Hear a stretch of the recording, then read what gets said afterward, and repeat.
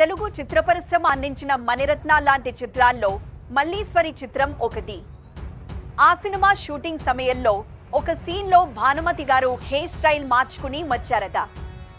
ఆ సినిమాకు దర్శకుడైన బిఎన్ రెడ్డి గారు అది చూసి, ముందు సీన్లో హెయిర్ స్టైల్ ఎలా ఉందో ఇది అలాగే ఉండాలి, ఇష్టం వచ్చినట్లు మార్చుకుంటే ఎలా అని కేకలు వేశారు.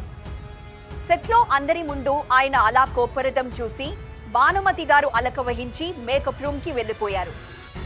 షూటింగ్ ఆగిపోయింది. పిలిస్తే ఆవిడ రావడం లేదు.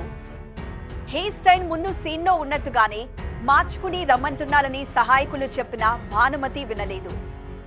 ఆవిడ అక్కడ అలక, ఈయన ఇక్కడ ఆగ్రహం. ఇలా అయితే సినిమా ఎలా పూర్తవుతుంది? ఇంత డబ్బు ఖర్చు చేసి కరాఖండం తీయాలని తాపత్రయపడుతుంటే భానుమతి తను తప్పు చేసి అలవడం ఏమిటి? ఇలా అయితే పడుతున్న సమంత బూడిద పాలైపోతోందని తానే రాజీ పడ్డారు బిఎన్ రెడ్డి గారు. భానుమతిని ముందు సీనులో ఉన్నట్టుగానే హెయిర్ స్టైల్ చేసుకుని మర్నాడు రమ్మని మేనేజర్తో కబురు పంపారు. అదే విషయాన్ని మేనేజర్ వెళ్లి చెప్పారు. అలా ఆ రోజు షూటింగ్ ఆగిపోయింది.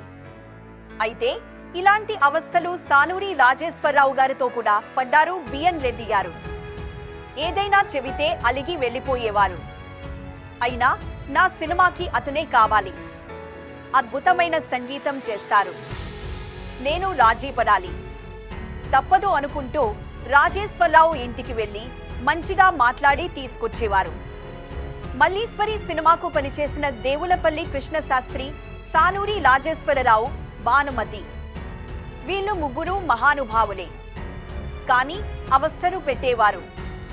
వీళ్లతో మల్లీశ్వరి సినిమా ఎలా తీశానో నాకే ఆశ్చర్యం వేస్తుంది అని అంటుండేవారు బిఎన్ రెడ్డి గారు.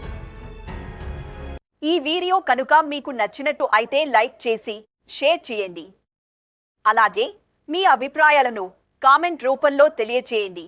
ఇలాంటి మరిన్ని వీడియోస్ కోసం మన ఛానల్ను సబ్స్క్రైబ్ చేయండి. Thanks for watching.